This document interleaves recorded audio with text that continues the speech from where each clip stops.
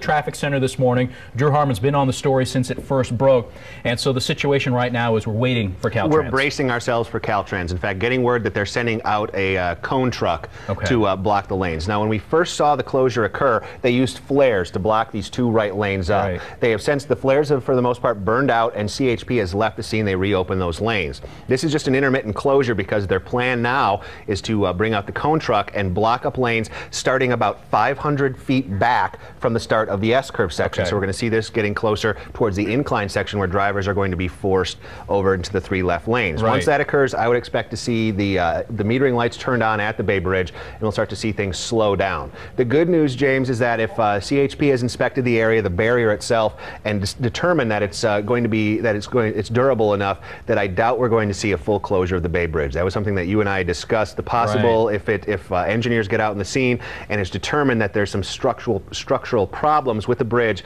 then they would have to shut it down. If there is enough, not enough damage, or that CHP units have determined that it's durable enough that they are not going to see any reason for closure, or that it would have some sort of problem with it, then I expect that we will not see a complete closure of the Bay Bridge.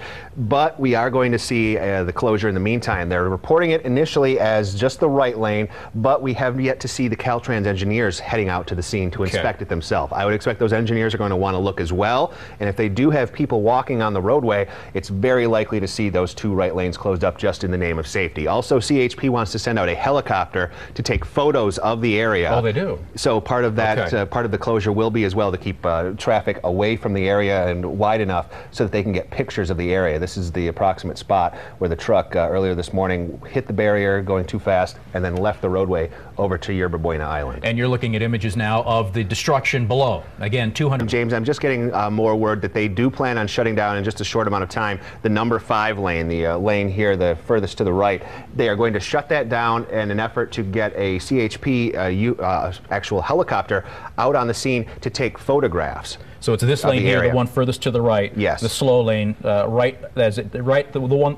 lane right by the barrier. So that's what they need to shut down so they can get out there and take a look. And James, once again, this is a case, when we spoke to Trent Cross, he said there have been, since the bridge had been reopened with this new S-curve section, we've seen 40 accidents through the area, all of them caused most likely by high speeds. On Friday, we saw that motorcycle crash caused by a driver going too fast and switching lanes. Today, this looks again to be a case of a driver headed too fast into the S-curve section, lost control, and unfortunately caused quite a severe accident as a result. So, and then before the motorcycle crash back on the 14th of last month, we had the big rigs. All right, so that's the other big rig crash that we've had here on the S-curve, and luckily for that one, it went onto its side. It didn't go over the edge, and here's that motorcycle crash that Drew was just talking about a moment ago, where I believe the motorcyclist broke a leg. Yes, was the extent of his injury this back on last Friday. And that closure consisted of approximately about 40 to 45 minutes that they had to have this lanes closure. That backup extended into we saw the after effects into the early afternoon hours. Even once the accident was cleared in the early 10 o'clock hour of the morning, we saw slowdowns, unusual slowdowns on areas like the East Shore, westbound 80, northbound 880 through Oakland. We saw those slow down and back up into the early afternoon And again, hours. that was an instance of 2 lanes being shut down. 2 lanes, and caused that much backup. Back on the 14th, when that Safeway truck crashed on the upper deck, I mean, that had the commute backed up well past the evening commute. I mean, that was an absolute nightmare for folks. And again, a situation where a big rig took the curve too fast, struck the side barrier, and flipped onto its side. Didn't flip over, but just onto its side, and you can see the back end of that big rig hanging over the side wall. In fact, almost in the exact same spot that we're looking at this morning.